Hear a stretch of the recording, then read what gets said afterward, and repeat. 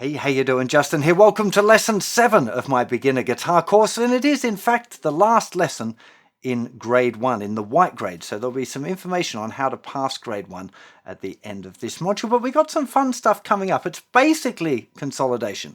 We're going to kind of revise over those 8 important chord shapes. We'll talk a little bit more about which chord changes you should work on and how to structure your chord changes and your 1-minute changes.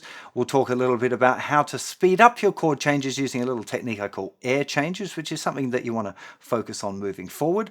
We'll talk a little bit about hitting open strings in between your chord changes and why it's nowhere near as bad as you think.